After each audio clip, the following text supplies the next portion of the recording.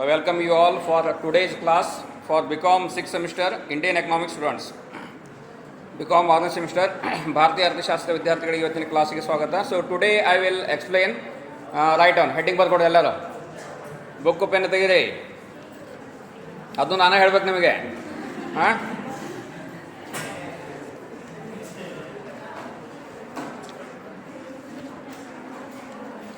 So write on heading ಬರ್ಕೊಡ್ರಿ.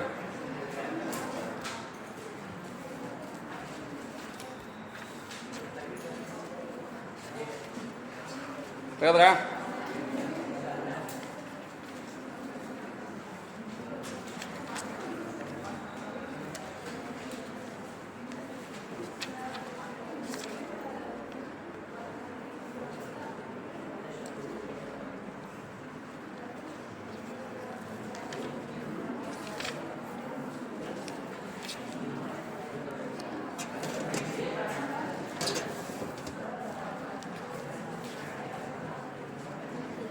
So write down, ಬರ್ಕೊಡ್ರಿ. Trends in size, TRENDS. Trends in size and composition of national income. Trends in size and composition of national income. ರಾಷ್ಟ್ರೀಯ ವರಮಾನದ ಅಂಕಿಅಂಶಗಳ ಗಾತ್ರ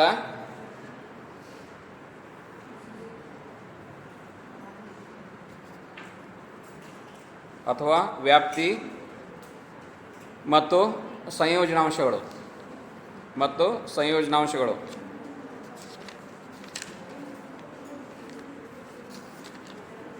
So to know about the trends in size and composition of national income.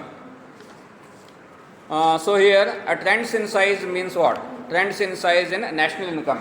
ರಾಷ್ಟ್ರೀಯ ವರಮಾನದಲ್ಲಿ ಒಂದು ಅಂಕಿ ಅಂಶಗಳು, ಅವುಗಳ ಒಂದು ವ್ಯಾಪ್ತಿ ಯಾವ ರೀತಿಯಲ್ಲಿ ಇದೆ ಮತ್ತು ಯಾವ ಒಂದು ಗಾತ್ರದಲ್ಲಿದೆ ಅನ್ನುವುದನ್ನು ನೀವು ಇಲ್ಲಿ ತಿಳ್ಕೊಳ್ಬೇಕಾಗ್ತದೆ. And the composition of national income means what? So the composition of national income means the contribution towards national income from the sectors of the economy. Okay, so ಇಲ್ಲಿ ಟ್ರೆಂಡ್ಸ್ ಇನ್ ಸೈಜ್ ಅಂದ್ರೇನು? ರಾಷ್ಟ್ರೀಯ ವರಮಾನದಲ್ಲಿ ಅಂಕಿಅಂಶಗಳ ಗಾತ್ರ ಅಥವಾ ವ್ಯಾಪ್ತಿ ಅಂದರೆ, so ರಾಷ್ಟ್ರೀಯ ವರಮಾನಗಳ ಅಂಕಿಅಂಶಗಳು ಏನು ಸುಮಾರು ಈ ಒಂದು ಪ್ರತಿ 10 ವರ್ಷಗಳ ಅವಧಿ ಇರ್ಬೋದು, ವಾರ್ಷಿಕ ಇರ್ಬೋದು. ಸೊ ಯಾವ ರೀತಿಯ ಒಂದು ಅಂಕಿಅಂಶಗಳ ಒಂದು ಗಾತ್ರ ಅದು ಇತ್ತು ಅನ್ನೋದು ತಿಳ್ಕೊಳ್ಳಿಕ್ಕೆ ಸಾಧ್ಯ ಇದೆ. ವರ್ಷವಾರು ಮತ್ತು ದಶಕವಾರು ಅಂಕಿಅಂಶಗಳನ್ನು ಈ ಒಂದು ಇದರಲ್ಲಿ ನೀವು ತಿಳ್ಕೊಳ್ಬೋದು. ಸೊ ಹೀಗಾಗಿ here you have to classify or here you have to bifurcate the trends in size up to 5 series, up to 6 series, 4 series. 4 ಶ್ರೇಣಿಗಳಲ್ಲಿ ನಾವು ಇಲ್ಲಿ ಅವುಗಳ ಅಧ್ಯಯನ ಮಾಡಬೇಕಾಗ್ತದೆ.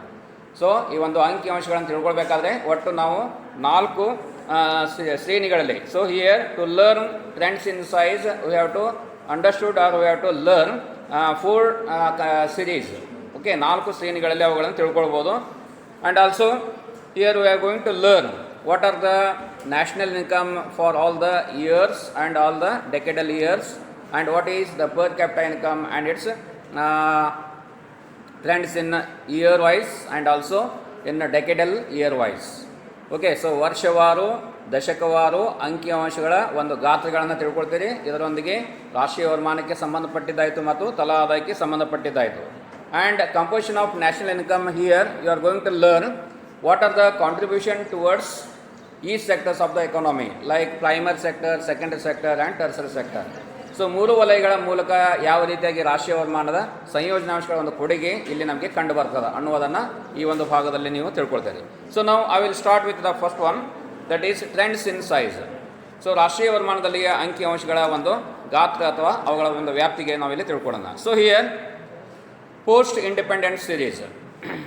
So after independence, the government of India appointed the National Committee on 4th August 1949 for estimating the national income. So Bharat ಸರ್ಕಾರ ಸ್ವತಂತ್ರ ಸಿಕ್ಕ ನಂತರ ತನ್ನ ಪ್ರಪ್ರಥಮ ರಾಷ್ಟ್ರೀಯ ವರಮಾನ ಸಮಿತಿಯನ್ನು 4 ಆಗಸ್ಟ್ 1949 ಇಸ್ವಿಯಲ್ಲಿ ಪ್ರಾರಂಭಿಸಿದೆ ಅಂತ ಹೇಳ್ಬೋದು. So the committee headed Professor Mahalanobis, Professor D.R. Gadgil, and Professor V.K.R.V. Rao. So these are the persons who have headed the first National Committee of India, first National Income Committee of India. So ರಾಷ್ಟ್ರೀಯ ವರಮಾನವನ್ನು ಪ್ರತಿನಿಧಿಸ್ತಕ್ಕಂತಹ ಒಂದು ಸಮಿತಿಯನ್ನು ಭಾರತ ಸರ್ಕಾರ ಯಾವಾಗ ರಚನೆ ಮಾಡಿತು? 1949 ಇಸ್ವಿಯಲ್ಲಿ 4 ಆಗಸ್ಟ್ರಂದು ಮಾಡಿದೆ ಅಂತ ಹೇಳ್ಬೋದು. ಸೊ ಈ ಸಮಿತಿಯಲ್ಲಿ ಪ್ರಮುಖ ಅರ್ಥಶಾಸ್ತ್ರಜ್ಞರಾದ ಪ್ರೊಫೆಸರ್ ಮೆಹಲನೋಬಿಸು, ಅದೇ ರೀತಿಯಾಗಿ professor G.R. Gadgil, professor V.K.R.V. Rao. So ಇವರು ಈ ಒಂದು ಸಮಿತಿಯಲ್ಲಿ ಇದ್ದಂತಹ ಪ್ರಾಧ್ಯಾಪಕರು ಅಥವಾ ಅರ್ಥಶಾಸ್ತ್ರಜ್ಞ ಅಂತ ಹೇಳ್ಬೋದು. They have submitted their first report in the year 1951. And also the final report was prepared in the year and submitted in the year 1954 and submitted the report, that is the first report was submitted in the year 1951 and the final report was submitted in the year 1954.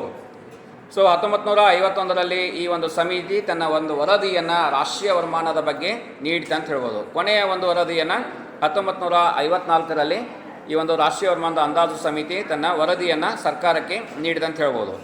So here Central Statistical Organization of the Government of India so also made available under this committee. So ಈ ಒಂದು ಸಮಿತಿಯಲ್ಲಿಯೂ ಸಹ ಭಾರತದ ಸಾಂಖ್ಯಿಕ ಸಂಸ್ಥೆಯನ್ನು ಸಹ ಇಲ್ಲಿ ಅಂದರೆ ಕೇಂದ್ರೀಯ ಸಾಂಸ್ಥಿಕ ಸಂಸ್ಥೆಯನ್ನು ಸಹ ಇಲ್ಲಿ ಇನ್ಕ್ಲೂಡ್ ಮಾಡಲಾಯಿತು ಅಥವಾ ಅಂಕಿ ಸಂಖ್ಯೆಗಳ ಸಾಂಸ್ಥಿಕ ಸಂಸ್ಥೆಯನ್ನು ಸೇರಿಸಲಾಯಿತು ಅಂತ ಹೇಳ್ಬೋದು.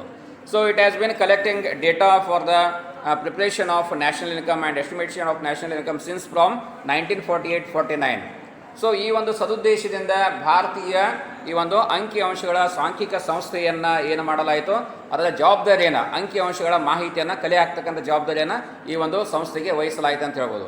ಸೊ ಹೀಗಾಗಿ ಈ ಒಂದು ಸಂಸ್ಥೆ 1948-49ವರೆಗೆ ಇರತಕ್ಕಂಥ ರಾಷ್ಟ್ರೀಯ ವರಮಾನದ ಅಂಕಿಅಂಶಗಳನ್ನು ಇದು ಲೆಕ್ಕ ಮಾಡಿದೆ ಅಂತ ಹೇಳ್ಬೋದು, ಅಂದರೆ ಮಾಹಿತಿಯನ್ನು ಕಲೆ ಹಾಕಿದೆ ಅಂತ ಹೇಳ್ಬೋದು.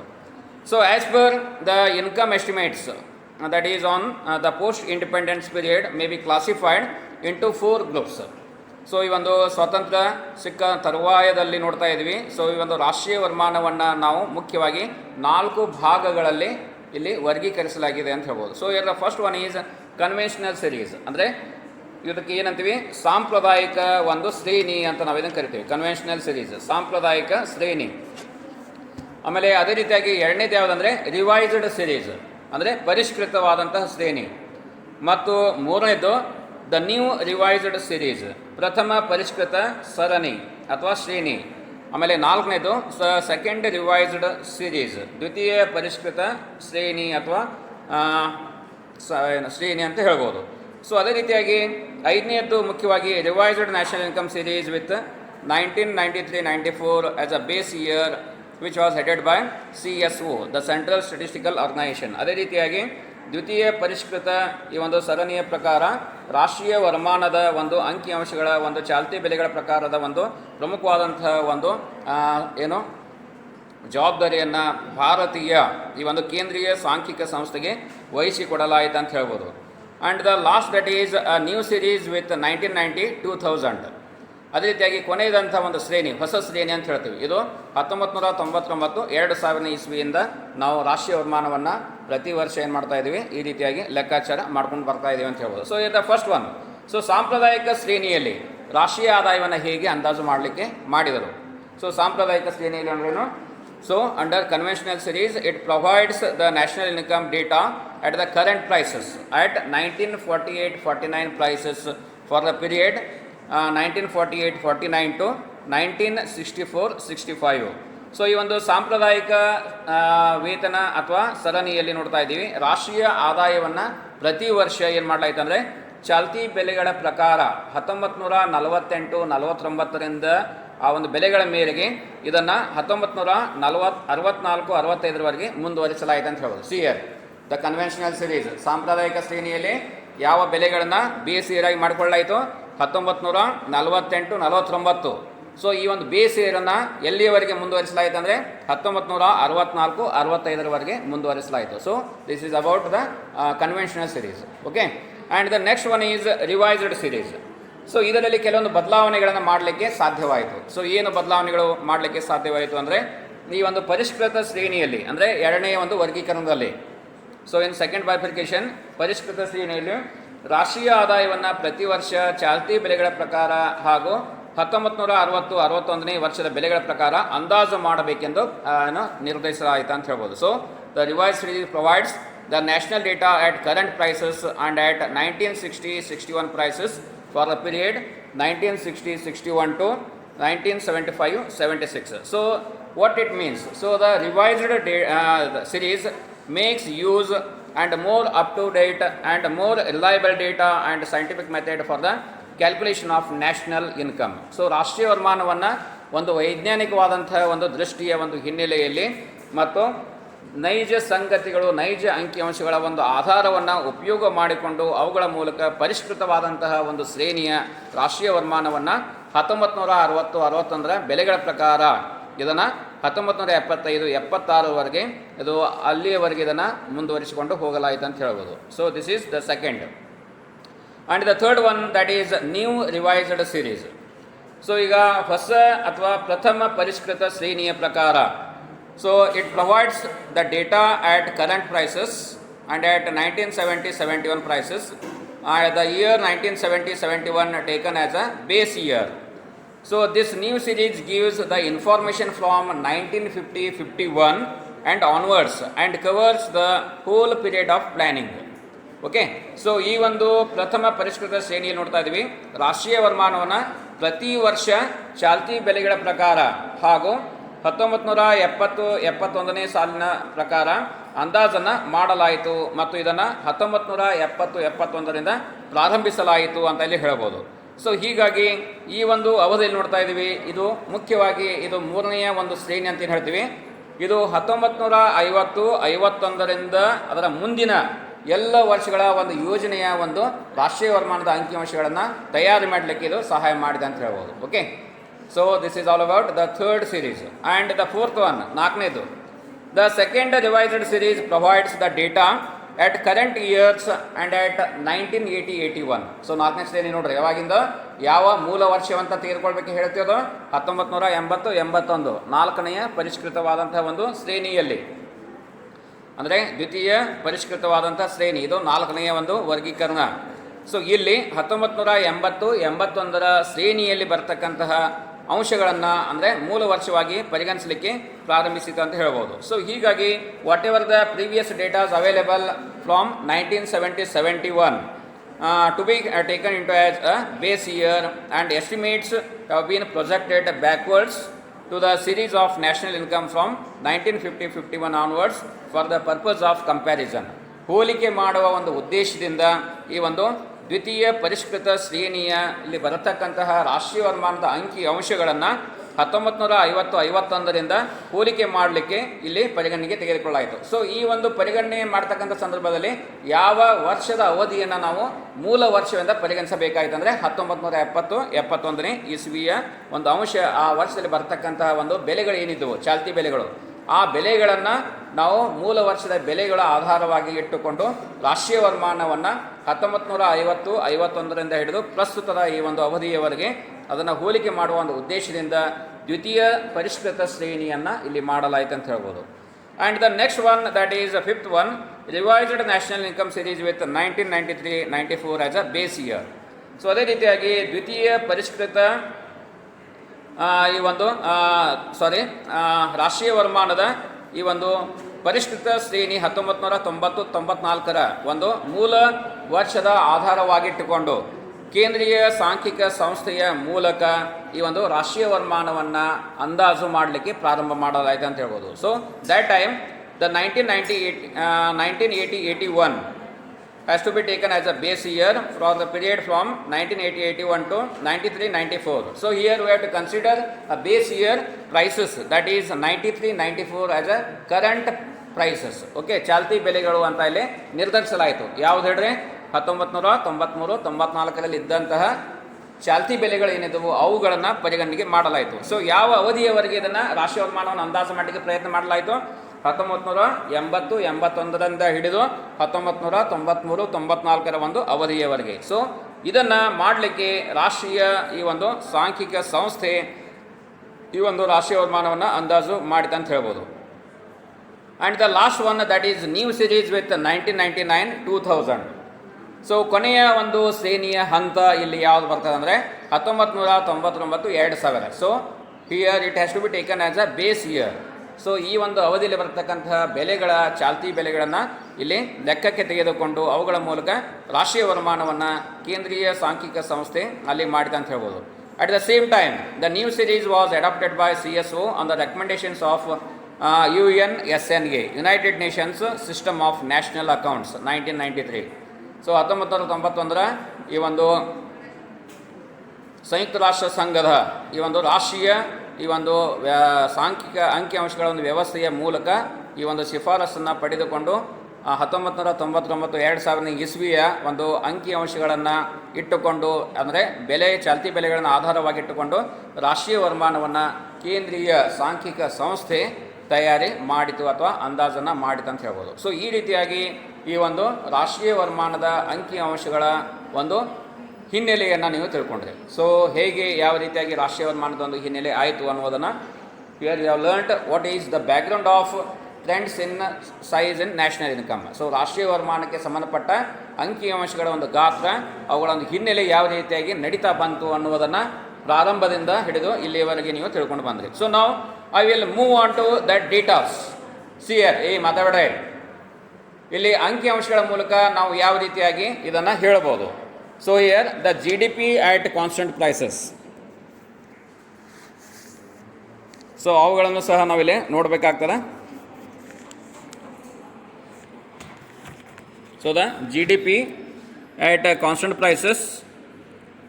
Here we have classified the years from 1999 to 2005. So the new series base year 1999 2000.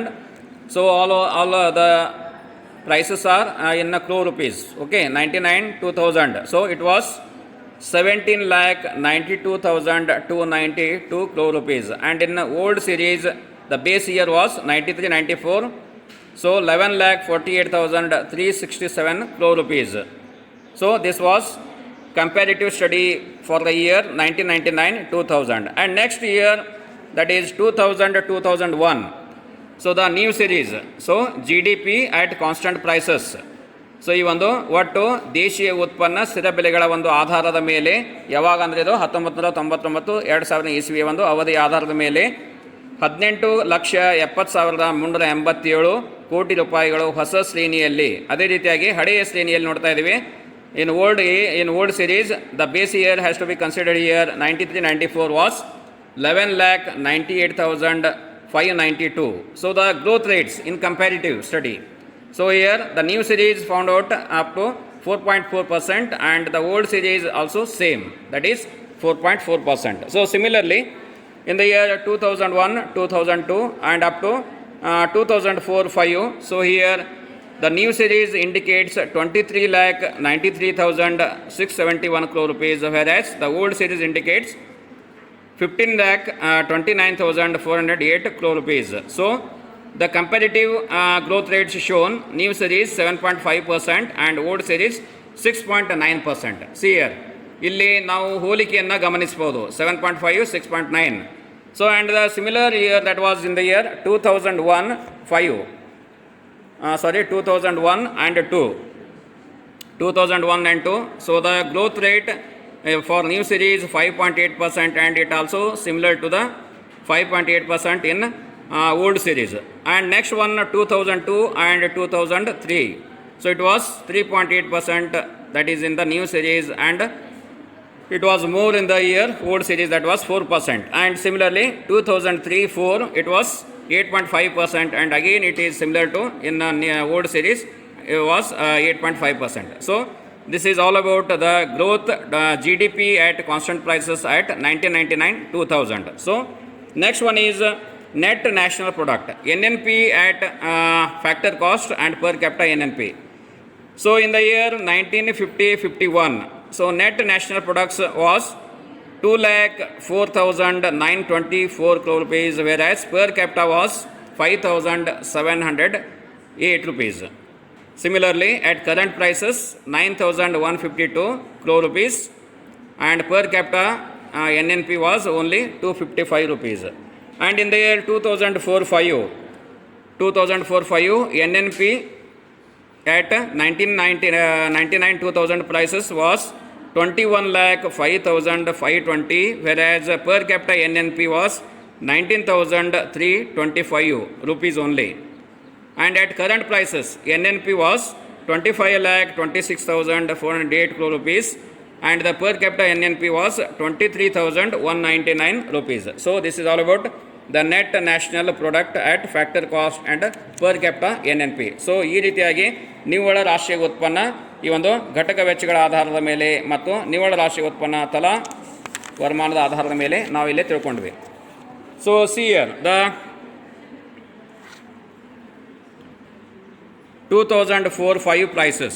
So here 2004-5 prices, 2004-5 it was 26,23,995 crore rupees, and the per capita 24,095, and similarly in old series 26,23,995 and 24,095. So similarly last year, that was in the year 2010-11, so it was 43,10,195 and the per capita was 36,342. And similarly again in the that is new series 64,22,359 and the old series 54,151. So and also 2011-12 Madhavade. In 2011-12 we can see here the prices. So ಇಲ್ಲಿ ಸಹ ನಾವು ನೋಡ್ಬೋದು 2011-12 78 lac ಎಷ್ಟೈತೆ ಹೇಳೋದು 78 lac 46,531. So it was what ಇದು ಏನಿದು so NNP in rupees crores in the year 2011-12. So was 78,46,531 crore rupees. And the per capita was 64,316, 64,316 ರೂಪಾಯಿಗಳು. And the new series indicates 73,46,531 crore rupees, whereas old series indicates 64,316 rupees. Similarly, in the year 2014-15, see here, our at 2011-12 prices 2011-12 ಈ ಒಂದು ಅಂಕಿಅಂಶಗಳ ಆಧಾರದ ಮೇಲೆ ನೋಡ್ತಾ ಇದ್ದೀವಿ. So net national product at factor cost and per capita income at NNP. So was 2014-15 2014-15 ಎಷ್ಟಿತ್ತಂದರೆ 93,88,902 ಕೋಟಿ ರೂಪಾಯಿಗಳು, ಮತ್ತು ಅದೇ ರೀತಿಯಾಗಿ 74,104. ಸಿಮಿಲರ್ಲಿ ಈ ಒಂದು 1,11,17,605. ಅದೇ ರೀತಿಯಾಗಿ ಹಳೆಯ ಶ್ರೇಣಿಯಲ್ಲಿ 87,748 ರೂಪಾಯಿಗಳು.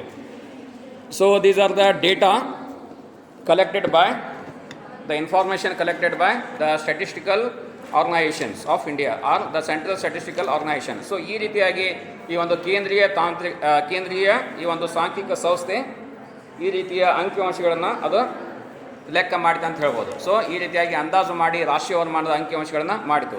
ಸೊ ನಾವು ವಾಟ್ ಆರ್ ದ ಮದವೆಡರ್ summary of all the datas. So ಇದರ ಒಂದು ಮುಖ್ಯಾಂಶಗಳು ಏನು, ಇದರ ಒಂದು ಸಮ್ರಿಯನ್ನು ನಾವು ಯಾವ ರೀತಿಯಾಗಿ ಮಾಡ್ಬೋದು. So year the national income figures at calculated at the current prices and also the constant prices. So ಈಗ ರಾಷ್ಟ್ರೀಯ ವರಮಾನವನ್ನು ಲೆಕ್ಕಾಚಾರ ಮಾಡ್ತಕ್ಕಂಥ ಸಂದರ್ಭದಲ್ಲಿ ಅಥವಾ ಅಂದಾಜು ಮಾಡ್ತಕ್ಕಂಥ ಸಂದರ್ಭದಲ್ಲಿ ಚಾಲ್ತಿ ಬೆಲೆಗಳು ಮತ್ತು ಸ್ಥಿರ ಬೆಲೆಗಳನ್ನು ಆಧಾರದ ವರ್ಷವಾಗಿ ಇಟ್ಟುಕೊಳ್ಳಲಾಯಿತು. So this is the first highlight. So ನೆನಪಿನಟ್ಕೊಡ ಇಲ್ಲಿ ಲಕ್ಷ್ಯ ಇರಲಿ. ಸೊ ಚಾಲ್ತಿ ವರ್ಷದಲ್ಲಿ ನೋಡ್ತಾ ಇದ್ದೀವಿ, ಯಾವುದನ್ನು ನಾವು ಇಲ್ಲಿ ಇಟ್ಕೋಬೇಕು, ಸ್ಥಿರ ಬೆಲೆಗಳು ಮತ್ತು ಅದೇ ರೀತಿಯಾಗಿ ಚಾಲ್ತಿ ಬೆಲೆಗಳನ್ನು ಮೂಲ ವರ್ಷಗಳ ಆಧಾರವಾಗಿ ಇಟ್ಟುಕೊಳ್ಳಲಾಯಿತು ಅಂತ ಹೇಳ್ಬೋದು. And national income figures calculated at constant prices for the purpose of comparison of growth. So ಇದನ್ನು ಹೋಲಿಕೆ ಮಾಡುವ ಒಂದು ಉದ್ದೇಶದಿಂದ ಯಾವ ರೀತಿಯ ಒಂದು ರಾಷ್ಟ್ರೀಯ ವರಮಾನದಲ್ಲಿ ಬೆಳವಣಿಗೆ ಆಯಿತು, ಸೊ ಇದನ್ನು ಹೋಲಿಕೆ ಮಾಡುವ ಒಂದು ಉದ್ದೇಶದಿಂದ ಈ ರೀತಿಯ ಅಂಕಿಅಂಶಗಳನ್ನು ಸ್ಥಿರ ಬೆಲೆಗಳ ಒಂದು ಆಧಾರದ ಮೇಲೆ ಮಾಡಲಾಯಿತು ಅಂತ ಹೇಳ್ಬೋದು. ಸ್ಥಿರ ಬೆಲೆಗಳಿದ್ದಾಗ ಹಿಂದಿನ ವರ್ಷ ಎಷ್ಟಿತ್ತು, ಈಗ ಎಷ್ಟಿತ್ತು, ಸೊ ಈ ರೀತಿಯ ಸ್ಥಿರ ಬೆಲೆಗಳನ್ನು ಆಧಾರವಾಗಿಟ್ಟುಕೊಂಡು ಆ ಅಂಕಿಅಂಶಗಳ ಮೂಲಕ ರಾಷ್ಟ್ರೀಯ ವರಮಾನವನ್ನು ಲೆಕ್ಕಾಚಾರ ಮಾಡಲಿಕ್ಕೆ ಸಾಧ್ಯವಿದೆ. Similarly in per capita income ತಲಾ ವರಮಾನದಲ್ಲಿಯೂ ಸಹ ನೋಡ್ತಾ ಇದ್ದೀವಿ. So it was calculated at current prices and also the constant prices, ಚಾಲ್ತಿ ಬೆಲೆಗಳು ಮತ್ತು ಸ್ಥಿರ ಬೆಲೆಗಳನ್ನು ಆಧಾರವಾಗಿಟ್ಟುಕೊಂಡು ತಲಾ ಆದಾಯವನ್ನು ಸಹ ಇಲ್ಲಿ ಲೆಕ್ಕಾಚಾರ ಮಾಡಲಾಯಿತು ಅಂತ ಹೇಳ್ಬೋದು. ಸೊ ಈ ರೀತಿಯಾಗಿ ರಾಷ್ಟ್ರೀಯ ವರಮಾನದ ಒಂದು ಅಂಕಿಅಂಶಗಳ ಮುಖ್ಯಾಂಶಗಳನ್ನು ಇಲ್ಲಿ ಯಾವುದು gross domestic product at constant prices of 1999 2000. So ಈ ರೀತಿಯಾಗಿ ಒಟ್ಟು ದೇಶೀಯ ಉತ್ಪನ್ನ ಸ್ಥಿರ ಬೆಲೆಗಳ ಒಂದು ಆಧಾರದ ಒಂದು ವರ್ಷ 1999 2000. ಅದೇ ರೀತಿಯಾಗಿ net national and per capita, net national product at factor cost and per capita NNP. So ಅದೇ ರೀತಿಯಾಗಿ ನಿವ್ವಳ ರಾಷ್ಟ್ರೀಯ ಉತ್ಪನ್ನ ಘಟಕಗಳ ಒಂದು ವೆಚ್ಚ ಮತ್ತು ನಿವ್ವಳ ತಲಾ ಉತ್ಪನ್ನಗಳ ಆಧಾರದ ಮೇಲೆಯ ಈ ಒಂದು ವಿವರಣೆಯನ್ನು ನೀವೀಗ ತಿಳ್ಕೊಂಡ್ರಿ, ಅಂಕಿಅಂಶಗಳ ಮೂಲಕ ವಿವರಣೆಯನ್ನು ತಿಳ್ಕೊಂಡು. So next I will move on to the next content, that is trends in national income, ರಾಷ್ಟ್ರೀಯ ವರಮಾನದ ಅಂಕಿಅಂಶಗಳು. ಓಕೆ, ಬರ್ಕೊಡ್ರಲ್ಲೇ ಪಾಯಿಂಟ್ಸ್ಗಳನ್ನು ಬರ್ಕೊಡ್ರಿ. ರಾಷ್ಟ್ರೀಯ ವರಮಾನದ ಅಂಕಿಅಂಶಗಳು.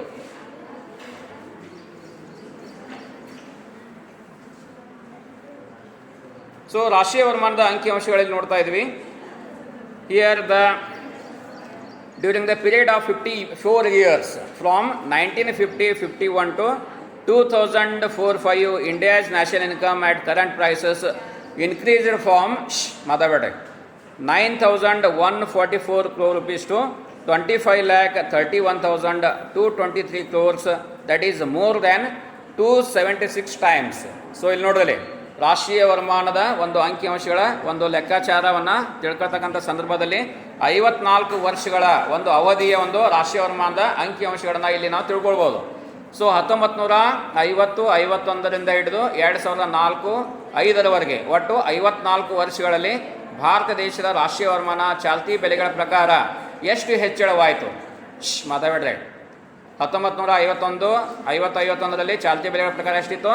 9,144 ಕೋಟಿ ರೂಪಾಯಿಗಳು. ಯಾವಾಗ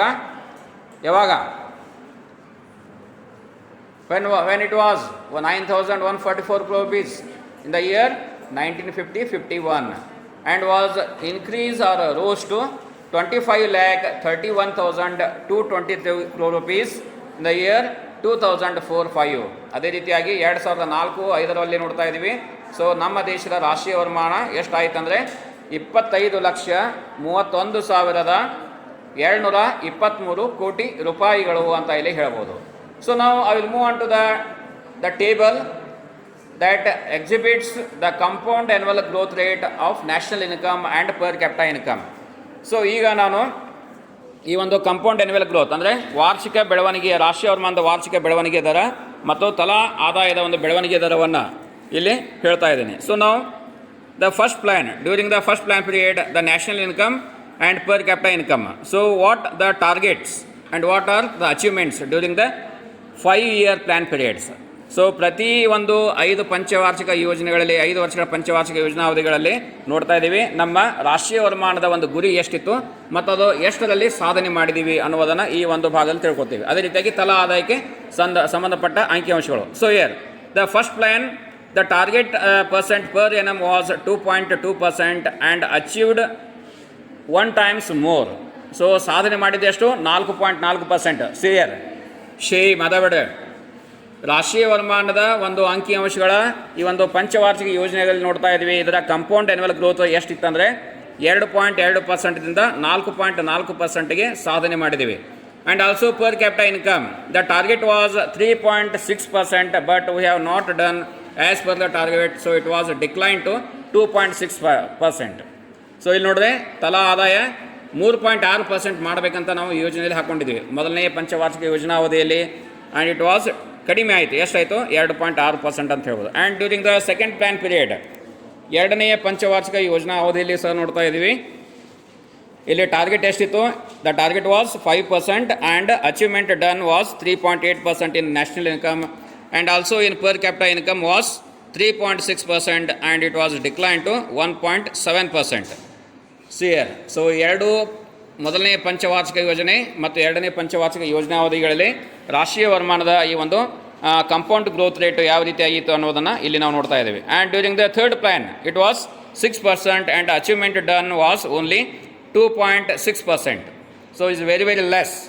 ನಾವು ಗುರಿಯನ್ನು ಎಷ್ಟು ಹಾಕಿದ್ವಿ? 6% ಹಾಕ್ಕೊಂಡಿದ್ವಿ, ಆದರೆ ಸಾಧನೆ ಮಾಡಿದ್ದು ಕೇವಲ 2.6% ಮಾತ್ರ ಅಂತ ಇಲ್ಲಿ ಹೇಳ್ಬೋದು. ಸೊ ಇದು ರಾಷ್ಟ್ರೀಯ ವರಮಾನದಲ್ಲಿ ಸಂಬಂಧಪಟ್ಟಿದ್ದು. ಅದೇ ರೀತಿಯಾಗಿ ತಲಾ ಆದಾಯದಲ್ಲಿ ಸೊ ಈ ಒಂದು ಮೂರನೆಯ ಒಂದು ಪಂಚವಾರ್ಷಿಕ ಯೋಜನಾವಧಿಯಲ್ಲಿ ತಲಾ ಆದಾಯ 3.5% ಇತ್ತು, ಆದರೆ ಸಾಧನೆ ಮಾಡಿದ್ದು ಕೇವಲ 0.4%. ಸೊ ಅದೇ ರೀತಿಯಾಗಿ ನೋಡ್ತಾ ಇದ್ದೀವಿ ಡ್ಯೂರಿಂಗ್ ದ 7th ಪ್ಲ್ಯಾನ್, 7ನೇ ಪಂಚವಾರ್ಷಿಕ ಯೋಜನೆಯಲ್ಲಿ ಗುರಿ ಹಾಕಿಕೊಂಡಿದ್ದು ರಾಷ್ಟ್ರೀಯ ವರಮಾನದಲ್ಲಿ 5% ಇತ್ತು, ಸಾಧನೆ ಮಾಡಿದ್ದು ಹೆಚ್ಚು ಅಂತ ಹೇಳ್ಬೋದು, 0.5% ಹೆಚ್ಚಿಗೆ ಆಗಿದೆ, ಅಂದರೆ 5.5% ಹೆಚ್ಚಳ. ಇನ್ನು ಅದೇ ರೀತಿಯಾಗಿ ತಲಾ ಆದಾಯದಲ್ಲಿ ನೋಡ್ತಾ ಇದ್ದೀವಿ 3.5% ಇತ್ತು, ಆದರೆ ಸಾಧನೆ ಮಾಡಿದ್ದು ಕೇವಲ 3.3%. ಸೊ 0.2% ಇಲ್ಲೇ ನಾವು ಹಿನ್ನಡೆಯನ್ನು ಅನುಭವಿಸಿದ್ವಿ ಅಂತ ಹೇಳ್ಬೋದು. ಸೊ ಈ ರೀತಿಯಾಗಿ 7ನೇ ಪಂಚವಾರ್ಷಿಕ ಯೋಜನಾವಧಿಯಲ್ಲಿ ಆಯಿತು. ಅದೇ ರೀತಿಯಾಗಿ annual plan in the year 1991ದಲ್ಲಿ ನೋಡ್ತಾ ಇದ್ದೀವಿ. 1990-91ನೇ ಇಸ್ವಿಯಲ್ಲಿ ವರ್ಷವಾರು ಕಾಂಪೌಂಡ್ ಗ್ರೋತ್ ರೇಟ್ ಎಷ್ಟಿತ್ತು ಅಂದರೆ 5% ಇತ್ತು ಮತ್ತು 5.5%ಗೆ ವೃದ್ಧಿ ಆಯಿತು. ಅದೇ ರೀತಿಯಾಗಿ ತಲಾ ಆದಾಯ 3.6% ಇದ್ದದು 3.3%ಗೆ ಇಳೀತು ಅಂತ ಹೇಳ್ಬೋದು. ಸೊ ಸಿಮಿಲರ್ಲಿ 10th ಪ್ಲ್ಯಾನ್ 10ನೇ ಪಂಚವಾರ್ಷಿಕ ಯೋಜನಾವಧಿಯಲ್ಲಿ ನೋಡ್ತಾ ಇದ್ದೀವಿ 7.5% ನಾವು ಗುರಿಯನ್ನು ಹಾಕಿಕೊಂಡಿದ್ದೀವಿ. ಅಚೀವ್ ಆಗಿದ್ದು 7.8%, ಅಂದರೆ 0.3% ಹೆಚ್ಚಿಗೆ ನಾವಿಲ್ಲಿ ಮಾಡಿದ್ದೀವಿ. ಇದು ರಾಷ್ಟ್ರೀಯ ವರಮಾನದಲ್ಲಿ. ಅದೇ ರೀತಿಯಾಗಿ ತಲಾ ಆದಾಯದಲ್ಲಿ ಅಧಿಕ ಪ್ರಮಾಣದ ವೃದ್ಧಿಯನ್ನು ನೋಡ್ತಾ ಇದ್ದೀವಿ, ಅಂದರೆ ದ್ವಿಗುಣಗೊಂಡಿದೆ ಇಲ್ಲಿ ತಲಾ ಆದಾಯ.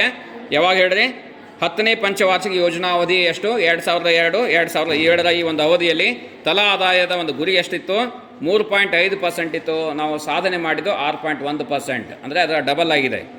ಇನ್ನು ಅದೇ ರೀತಿಯಾಗಿ 11ನೇ ಪಂಚವಾರ್ಷಿಕ ಯೋಜನಾವಧಿ 2007-12ರ ಒಂದು ಅವಧಿ. ಸೊ ಇಲ್ಲಿ ಸಾಧನೆ ಮತ್ತು ಅದೇ ರೀತಿಯಾಗಿ ಮಾಡಿದ್ದು ಎಷ್ಟಂದರೆ 7.6%. ಸೊ ಅದೇ ರೀತಿಯಾಗಿ ಇಲ್ಲಿ ತಲಾ ಆದಾಯದಲ್ಲಿಯೂ ಸಹ 6.2% ಮಾಡಲಾಗಿದೆ ಅಂತ ಹೇಳ್ಬೋದು. So this is all about the trends in national income for the periods of 54 years. So ಈ ರೀತಿಯಾಗಿ ರಾಷ್ಟ್ರೀಯ ವರಮಾನದ ಅಂಕಿಅಂಶಗಳ ಒಂದು ಗಾತ್ರವನ್ನು, ಅಂಕಿಅಂಶಗಳ ಸಂಯೋಜನಾಂಶಗಳನ್ನು ನಾವು ಈ ಒಂದು ಇದರ ಮೂಲಕ ತಿಳ್ಕೊಂಡ್ವಿ, ಕೋಷ್ಟಕದ ಮೂಲಕ ತಿಳ್ಕೊಂಡಿದ್ವಿ. So here what are the highlights of this datas? So ಇದರ ಪ್ರಮುಖವಾದಂತಹ ಒಂದು ಏನಪ್ಪ ಸಮ್ರಿ ಏನು ನಿಮಗೆ ಗೊತ್ತಾಗ್ತದೆ, ಮುಖ್ಯಾಂಶಗಳು ಏನು ನಿಮಗೆ ಇದರಿಂದ ಗೊತ್ತಾಗ್ತದೆ. What I have learned from all these datas. So every year ಅಂದರೆ for the annual plans and also for the 5-year plan periods, ವರ್ಷವಾರು ಬೆಳವಣಿಗೆ ಮತ್ತು ಅದೇ ರೀತಿಯಾಗಿ ಪಂಚವಾರ್ಷಿಕ ಯೋಜನೆಗಳ ಒಂದು ಅವಧಿಯಲ್ಲಿ, ವರ್ಷವಾರು ಮತ್ತು ಪಂಚವಾರ್ಷಿಕ ಯೋಜನೆಗಳ ಅವಧಿಯಲ್ಲಿ ನೋಡ್ತಾ ಇದ್ದೀವಿ ನಮ್ಮ ದೇಶದ ರಾಷ್ಟ್ರೀಯ ವರಮಾನ ಮತ್ತು ತಲಾ ಆದಾಯದ ಒಂದು ಗುರಿಗಳನ್ನು ಹಾಕ್ಕೊಂಡಿದ್ದೀವಿ. ಆ ಗುರಿಗಳನ್ನು ನಾವು ಮುಟ್ಟಿದ್ದೀವೋ ಇಲ್ಲವೋ ಅನ್ನೋದನ್ನು ಈ ಒಂದು ಭಾಗದಲ್ಲಿ ನಾವು ತಿಳ್ಕೊಳ್ಳಿಕ್ಕೆ ಸಾಧ್ಯವಾಯಿತು. So whatever the target was there, that was achievement. What are the achievements for the annual plan periods and 5-year plan periods. So ವರ್ಷವಾರು ಏನು ಗುರಿಯನ್ನು ಹಾಕ್ಕೊಂಡಿದ್ವಿ, ಸಾಧನೆ ಮಾಡಿದ್ವಿ ಎಷ್ಟು. ಅದೇ ರೀತಿಯಾಗಿ ಪಂಚವಾರ್ಷಿಕ ಯೋಜನಾವಧಿಗಳಲ್ಲಿ ಗುರಿಗಳು ಏನು ಮತ್ತು ಯಾವ ರೀತಿಯ ಸಾಧನೆಯನ್ನು ಮಾಡಿದ್ದೀವಿ ಅನ್ನೋದನ್ನು ಈ ಒಂದು ಭಾಗದಲ್ಲಿ ಅಂಕಿಅಂಶಗಳ ಮೂಲಕ ನಾವಿಲ್ಲಿ ತಿಳ್ಕೊಂಡಿದ್ವಿ ಅಂತ ಹೇಳ್ಬೋದು. So here the real national income, that is real national income at constant prices, was here the base year has taken as 1999-2000 prices. So ಈ ಅಂಕಿಅಂಶಗಳನ್ನು ತಯಾರಿ ಮಾಡ್ತಕ್ಕಂಥ ಸಂದರ್ಭದಲ್ಲಿ 1999-2000 ಒಂದು ಬೆಲೆಗಳನ್ನು ನಾವೇನು ಮಾಡಿದ್ವಿ, ಮೂಲ ವರ್ಷದ ಬೆಲೆಗಳನ್ನು ಆಧಾರವಾಗಿ ಇಟ್ಟುಕೊಂಡಿದ್ವಿ ಅಂತ ಹೇಳ್ಬೋದು, ಅಂದರೆ ಮೂಲ ವರ್ಷವಾಗಿ ಆಧಾರವಾಗಿ ಇಟ್ಟುಕೊಂಡಿದ್ವಿ. So that time national income was rose to 2,04,924 crore rupees up to 26,30,494 crore rupees during the period 1950-51 to 2006-7. So it was 12 times more, 12 ಪಟ್ಟು ವೃದ್ಧಿಯನ್ನು ನಾವು ರಾಷ್ಟ್ರೀಯ ವರಮಾನದಲ್ಲಿ ಇಲ್ಲಿ ಗಮನಿಸಬಹುದು. ಯಾವಾಗ ಹೇಳಿದ್ರೆ 1950-51ರಿಂದ ಹಿಡಿದು ಸೊ ಈಗಿನ ಒಂದು 2006-7ರ ಒಂದು ಅವಧಿಯಲ್ಲಿ ಅಂತ ಹೇಳ್ಬೋದು. ಅಂದರೆ 12 ಪಟ್ಟು ರಾಷ್ಟ್ರೀಯ ವರಮಾನದಲ್ಲಿ ಒಂದು ವೃದ್ಧಿ ಆಗಿರುವುದನ್ನು ನಾವಿಲ್ಲಿ ಗಮನಿಸಬಹುದು. ಇದು ಯಾವುದರ ಮೇಲೆ, ಈ ಒಂದು ಚಾಲ್ತಿ ಬೆಲೆಗಳ ಒಂದು ಆಧಾರದ ಮೇಲೆ ಅಂತ ಹೇಳ್ಬೋದು.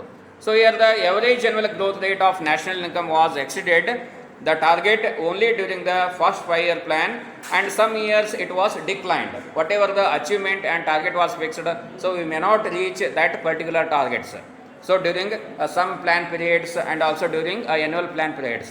ಸೊ ಈಗ ಪಂಚವಾರ್ಷಿಕ ಯೋಜನಾ ಅವಧಿಗಳಲ್ಲಿಯೂ ಸಹ ನೋಡ್ತಾ ಇದ್ದೀವಿ, ಅದೇ ರೀತಿಯಾಗಿ ವರ್ಷವಾರು ಯೋಜನಾ ಅವಧಿಗಳಲ್ಲಿ ನೋಡ್ತಾ ಇದ್ದೀವಿ.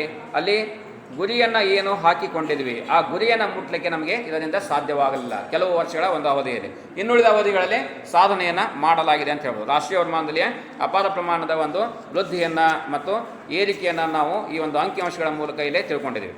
And also in the year 1991-92 annual plan that actual achievement was negative. See here in the year 91-92, so it was negative datas 1 minus 1.5% as against the target was fixed at 5%. 1991 ಅಂಕಿಅಂಶಗಳು ನೋಡ್ತಾ ಇದ್ದೀವಿ. 91-92 ಅಂಕಿಅಂಶಗಳಲ್ಲಿ ರಾಷ್ಟ್ರೀಯ ವರಮಾನದ ಗುರಿಯನ್ನು ಎಷ್ಟು ಹಾಕ್ಕೊಂಡಿದ್ವಿ? 5% ಹಾಕಿಕೊಂಡಿದ್ವಿ. ಆದರೆ ಸಾಧಿಸಿದ್ದು ಕೇವಲ ಏನು ಋಣಾತ್ಮಕವಾದಂಥ ಒಂದು ಸಂಗತಿ ಅಂತ ಹೇಳ್ಬೋದು. ಅಂದರೆ -1.5%. ಹಾಕಿದ್ದು 5%, ಆದರೆ ನಾವು ಏನೂ ಸಾಧನೆ ಮಾಡಿಲ್ಲ ಅಂತ ಅದರ ಅರ್ಥ. ಓಕೆ, ಯಾವಾಗ 1991-92 ವಾರ್ಷಿಕ ಯೋಜನೆಯಲ್ಲಿ ಅಂತ ಹೇಳ್ಬೋದು. ಅದೇ ರೀತಿಯಾಗಿ during the 7th plan the average annual growth rate of national income was very quite satisfactory because the target was fixed at 5.5% and the target was fixed at 5% and we have achieved 5.5% and 0.5 fraction we have increased. Okay, so similarly 6.7% per the target and it was achieved. So the target was 6.5% during the 5-year plan periods and achievement was done 6.7%. ಪಂಚವಾರ್ಷಿಕ ಯೋಜನೆಯಲ್ಲಿ ನೋಡ್ತಾ ಇದ್ದೀವಿ. ಅದೇ ಅವಧಿಯಲ್ಲಿ ಎಷ್ಟಿತ್ತಂದರೆ target 6.5% ಇತ್ತು, ನಾವು achieve ಮಾಡಿದ್ದು 6.7%, ಅಂದರೆ 0.2 ಫ್ರಾಕ್ಷನು ಹೆಚ್ಚಿಗೆ ಮಾಡಲಾಯಿತು ಅಂತ ಹೇಳ್ಬೋದು.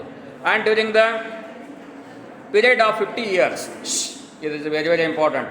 50 ವರ್ಷಗಳ ಅವಧಿಯಲ್ಲಿ, so the period was 1951 to 2000. So during the 50 years the average annual growth rate of national income was 4.2%.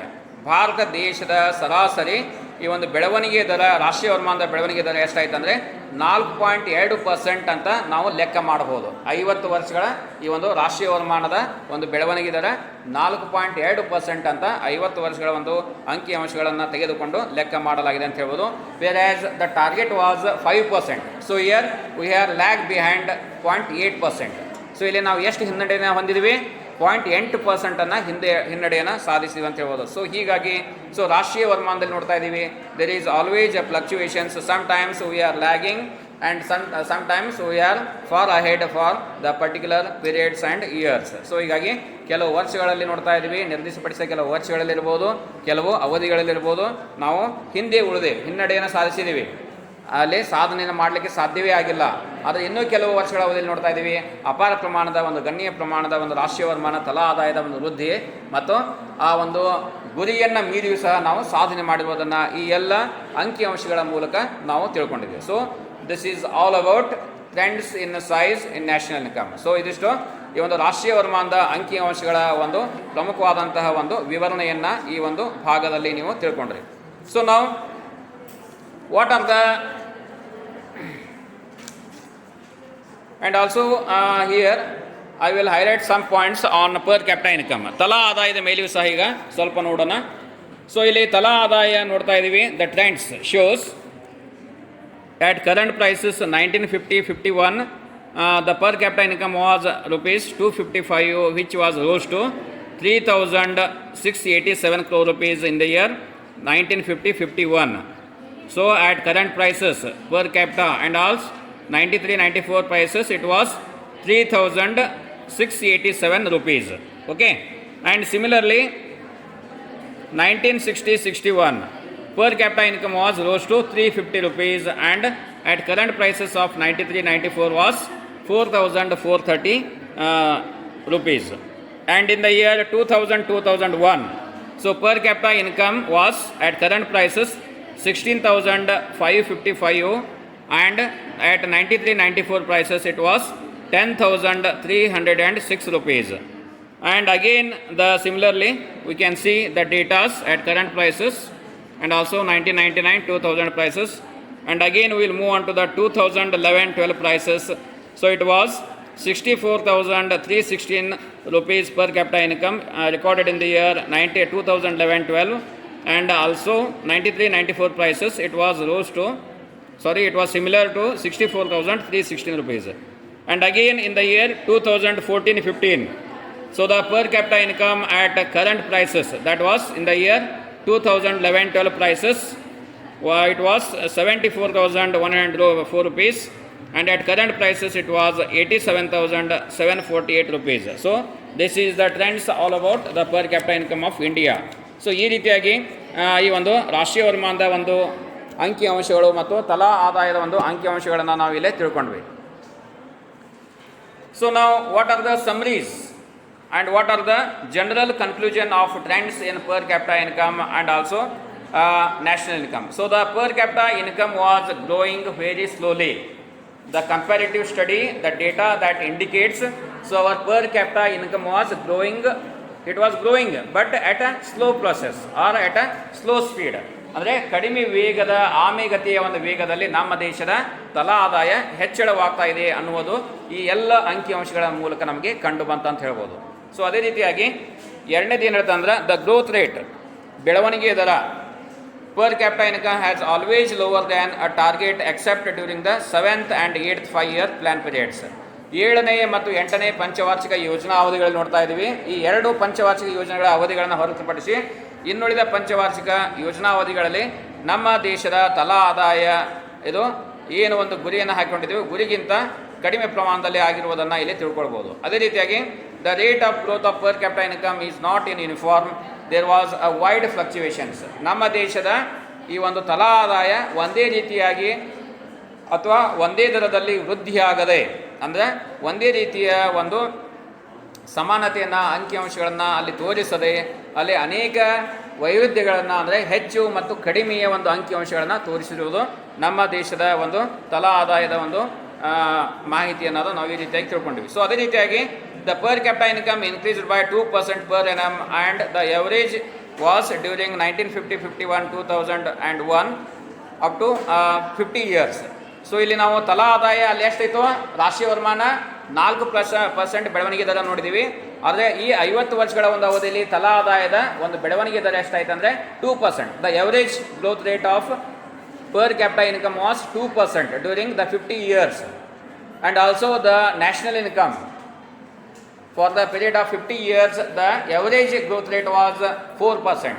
so ಇದನ್ನು ನೆನಪಿಟ್ಕೊಳ್ಬೇಕು ನೀವು. ಲಕ್ಷ ಕೊಡ್ದಿಲ್ಲ, ರಾಷ್ಟ್ರೀಯ ವರಮಾನದ ಬೆಳವಣಿಗೆ ದರ 50 ವರ್ಷಗಳಲ್ಲಿ ಎಷ್ಟಾಯಿತು, 4% ಬೆಳವಣಿಗೆ ದರನ ಸರಾಸರಿ ಬೆಳವಣಿಗೆ ನೋಡ್ತಾ ಇದ್ದೀವಿ. ತಲಾ ಆದಾಯದ ಒಂದು ಬೆಳವಣಿಗೆ ದರ ಎಷ್ಟಿತ್ತು, 2% ಇರುವುದನ್ನು ನಾವಿಲ್ಲಿ ನೋಡಬಹುದು. So the overall growth rate of per capita income in real terms was only 2% during the last 50 years, that was 1950-51 to 2001-2. Okay, so this is all about trends in the size of national income and per capita income. So ಇಲ್ಲಿಗೆ ಇದು complete ಮುಗಿಯಿತು. ಭಾರತ ದೇಶದ ರಾಷ್ಟ್ರೀಯ ವರಮಾನದ ಅಂಕಿಅಂಶಗಳ ಒಂದು ಗಾತ್ರದ ಒಂದು ವಿವರಣೆ ಆ್ಯಂಡ್ ಆಲ್ಸೋ ದ ಕಾಂಪೋಸಿಷನ್, ಸಂಯೋಜನಾಂಶಗಳು.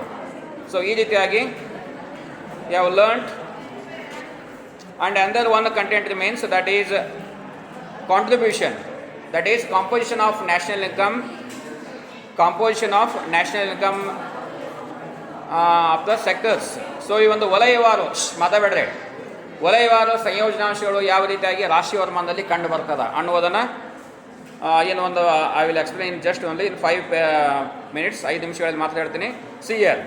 ಸೊ ರಾಷ್ಟ್ರೀಯ ವರಮಾನದಲ್ಲಿ ವಿವಿಧ ವಲಯಗಳ ಒಂದು ಪಾಲು ಯಾವ ರೀತಿಯಾಗಿ ಬಂದಿದೆ ಅನ್ನುವುದನ್ನು ಇಲ್ಲಿ ಹೇಳ್ತಾ ಇದ್ದೀನಿ. So what are the composition of sectors of the economy towards national income and also ಮಾತಾಡಿಲ್ಲ, ನೋಡಿದೆ, ಲಕ್ಷ ಕೊಡೋದಿಲ್ಲ. ಸೊ ರಾಷ್ಟ್ರೀಯ ವರಮಾನದಲ್ಲಿ ವಿವಿಧ ವಲಯಗಳ ಪಾಲು ಎಷ್ಟು ಬಂತು ರಾಷ್ಟ್ರೀಯ ವರಮಾನದಲ್ಲಿ? ಸಿಯರ್ ದ ಪ್ರೈಮರಿ ಸೆಕ್ಟರ್, ಪ್ರಾಥಮಿಕ ವಲಯದಲ್ಲಿ 1993-94 ಒಂದು ಅಂಕಿಅಂಶಗಳ ಒಂದು ಬೆಲೆಗಳ ಪ್ರಕಾರ ನೋಡ್ತಾ ಇದ್ದೀವಿ. ಪ್ರಾಥಮಿಕ ವಲಯ, that is primary sector, it was 57.7% during the period 1950-51 and was decline to 39.7% and also 14.6% during the year 2004-5. So this is the total or the gross comparison, that is from the primary sector, the contributions towards national income. And for the contribution from agriculture, it was 50.1% in the year 1950-51, and again it is declined to 35.7% in the year 1980-81, and again it is declined to 12.9% in the year 2004-5. And forestry.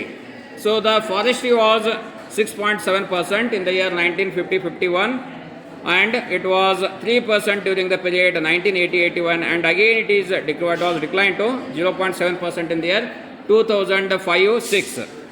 And fisheries, ಮೀನುಗಾರಿಕೆಯಲ್ಲಿ ನೋಡ್ತಾ ಇದ್ದೀವಿ 1950-51 ಎಷ್ಟಿತ್ತು ಅಂದರೆ 0.9% ಇತ್ತು. 1980-81 ಇದು 1%, ಅಂದರೆ only 0.1 fraction was increased during the year 1980-81, and again it is maintained the similar in the period 2005-6, and it was 1%. So this is all about the primary sector. And next about the secondary sector, that is industry sector. So ಇಲ್ಲಿ minings. So mining was 1.5% during the period 1950-51, and was rose to 2.1% during the year 1980-81, and again it was rose to in the year 2004-5-6 it was 2.4%. And this is about the mining industries. And the next about industry sector, ಕೈಗಾರಿಕಾ ಒಂದು ಭಾಗದಲ್ಲಿ ಹೇಳ್ತಾ ಇದ್ವಿ. ಇದರ contribution ಎಷ್ಟಿದೆ ಅಂದರೆ ರಾಷ್ಟ್ರೀಯ ವರಮಾನದಲ್ಲಿ ಅದರ ಪಾಲು 8.9% 1950-51 ಇಸ್ವಿಯಲ್ಲಿ. ಅದೇ ರೀತಿಯಾಗಿ 1980-81 ಇಸ್ವಿಯಲ್ಲಿ ನೋಡ್ತಾ ಇದ್ವಿ ಎಷ್ಟಾಯ್ತು ಅಂದರೆ 13.8%.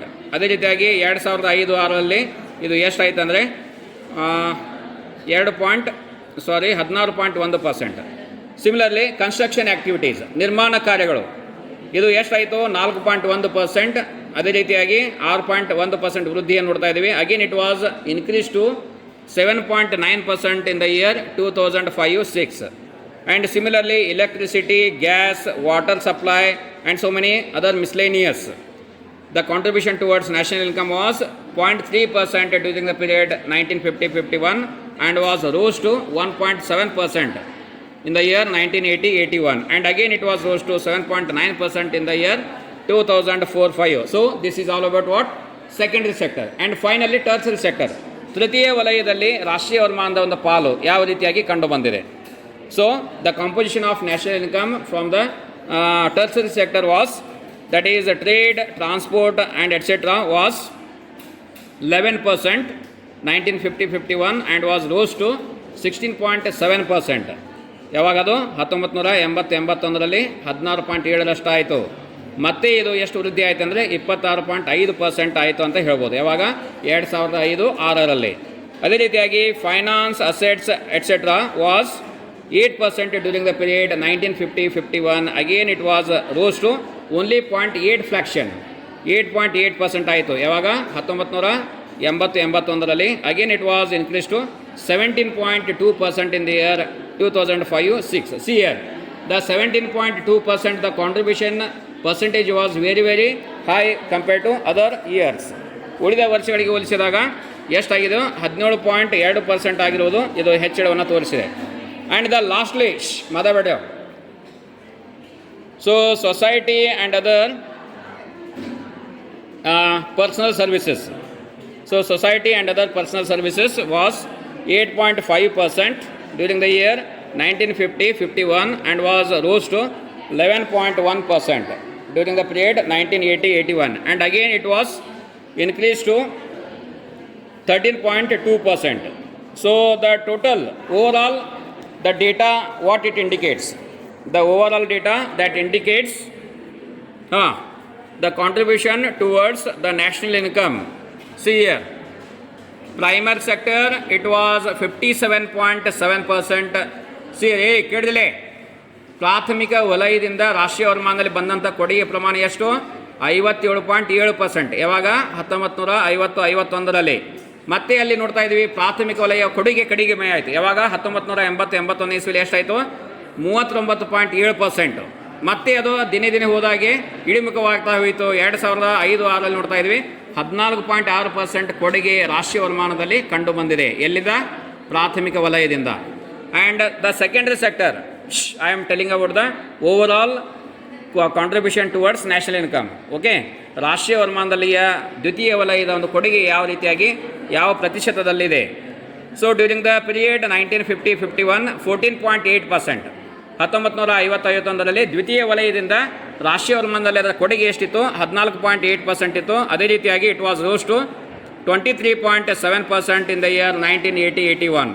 ಮತ್ತೆ ನೋಡೋದಲ್ಲಿ 14.8% ಇದ್ದಿದ್ದು ಎಷ್ಟಾಯಿತು? 23.7% ವೃದ್ಧಿ ಆಗಿರುವುದನ್ನು 1980-81 ನೋಡ್ಬೋದು. And again it was rose to 28.5% from the secondary sector. So ರಾಷ್ಟ್ರೀಯ ವರಮಾನದಲ್ಲಿ ಕೈಗಾರಿಕಾ ರಂಗದ ಒಂದು ಪಾಲು ಎಷ್ಟಾಯಿತು? ವೃದ್ಧಿ ಆಗಿರುವುದನ್ನು ನೋಡ್ತಾ ಇದ್ದೀವಿ. ಆದರೆ ಪ್ರಾಥಮಿಕ ವಲಯದ ಪಾಲು ದಿನೇ ದಿನೇ ಕಡಿಮೆ ಆಗ್ತಾ ಇರುವುದನ್ನು ಗಮನಿಸಬಹುದು. And the finally tertiary sector. So it was highest recorded growth rate 27.5% during the period 1950-51. ತೃತೀಯ ವಲಯದ ಕೊಡುಗೆ ಎಷ್ಟಪ್ಪ ರಾಷ್ಟ್ರೀಯ ವರಮಾನದಲ್ಲಿ? ಅದರ ಕೊಡುಗೆ 27.5%. ಯಾವಾಗ? 1950-51 ಇಸ್ವಿಯಲ್ಲಿ. Again it was rose to 36.6% towards national income. It was recorded in the year 1980-81. 1980-81 ಇಸ್ವಿಯಲ್ಲಿ ನೋಡ್ತಾ ಇದ್ವಿ. ನಮ್ಮ ದೇಶದ ಈ ಒಂದು ರಾಷ್ಟ್ರೀಯ ವರಮಾನದಲ್ಲಿ ತೃತೀಯ ವಲಯದ ಒಂದು ಕೊಡುಗೆ 1980-81ರಲ್ಲಿ ಎಷ್ಟಾಯಿತು ಅಂದರೆ ವೃದ್ಧಿ ಆಗಿರುವುದನ್ನು ನೋಡ್ಬೋದು. ಸೊ ಇದು ಎಷ್ಟಾಯಿತು? 36.6%. And again it was increase to 56.9% during the period 2005-06. So ತೃತೀಯ ವಲಯದ ಒಂದು ಕೊಡುಗೆ ರಾಷ್ಟ್ರೀಯ ವರಮಾನದಲ್ಲಿ ಅತ್ಯಧಿಕ ಮಟ್ಟದಲ್ಲಿ ಏರ್ತಾ ಇರುವುದನ್ನು ಈ ಒಂದು ಅಂಕಿಅಂಶಗಳ ಮೂಲಕ ತಿಳ್ಕೊಂಡಿವಿ. ಸೊ ಇದು ಎಷ್ಟಾಯ್ತು ಅಂದರೆ 56.9% ಯಾವಾಗಾಯಿತು? 2005-06ರಲ್ಲಿ. ಸೊ ಈ ರೀತಿಯಾಗಿ ಈ ಒಂದು ಅಂಕಿಅಂಶಗಳ ಮೂಲಕ ನಮಗೆ ಏನು ಕಂಡು ಬರ್ತದೆ? What you have learned from all these datas. So here the contribution towards the sectors of the economy are the composition of national income with the sectors of the economy is, that is depending on previously was only the primary sector, and again it was moved to the secondary sector, and in a few years and in overall years and many years and the next forthcoming future years we can see the total contribution made by from the tertiary sector as well as the secondary sector. So ಕೊನೆಯದಾಗಿ ನಾವೇನು ಹೇಳ್ತೀವಿ? ದ್ವಿತೀಯ ವಲಯದ ಒಂದು ಕೊಡುಗೆ ರಾಷ್ಟ್ರೀಯ ವರಮಾನದಲ್ಲಿ ಹೆಚ್ಚಳವಾಗ್ತಾ ಇರುವುದನ್ನು ಮುಂದಿನ ಒಂದು ಭವಿಷ್ಯದ ವರ್ಷವಾರಗಳಲ್ಲಿ ಆಗಬಹುದು ಅಂತ ನಾವು ತಿಳ್ಕೊಂಡಿವಿ. ಅದೇ ರೀತಿಯಾಗಿ ಮುಂಬರುವ ಒಂದು ಅವಧಿಗಳಲ್ಲಿ ತೃತೀಯ ವಲಯದ ಒಂದು ಕೊಡುಗೆ ರಾಷ್ಟ್ರೀಯ ವರಮಾನದಲ್ಲಿ ಹೆಚ್ಚಿನ ಒಂದು ಮಟ್ಟದಲ್ಲಿ ಆಗಬಹುದು ಅನ್ನುವ ಈ ಒಂದು ಅಂಕಿಅಂಶಗಳ ಮೂಲಕ ನಾವು ಅಂದಾಜು ಮಾಡಲಿಕ್ಕೆ ಇದರಿಂದ ಸಾಧ್ಯವಾಯಿತು. ಸೊ ನಾವು today I will end this class, that is trends in size and composition of national income. So ಇವತ್ತಿಗೆ ಇದು ಒಂದು ಪೀರಿಯಡ್ ಮುಗಿಯಿತು. ಯಾವ್ದು ಹೇಳಿದ್ರೆ ರಾಷ್ಟ್ರೀಯ ವರಮಾನದಲ್ಲಿಯ ಅಂಕಿಅಂಶಗಳ ಗಾತ್ರ ಮತ್ತು ಸಂಯೋಜನಾಂಶಗಳ ಒಂದು ಅಂಶ ಮುಗಿಯಿತು.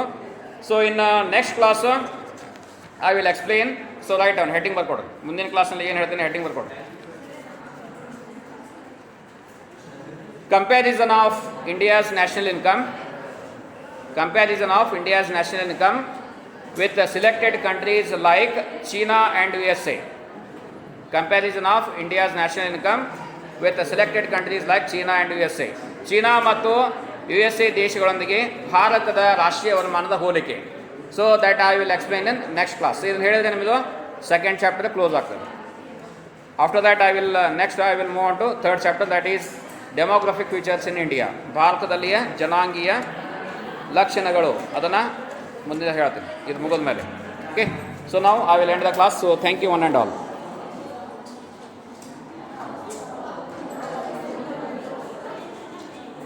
ಅಟೆಂಡೆನ್ಸ್ ಸ್ಲಿಪ್ ಕೊಡ್ರಿ.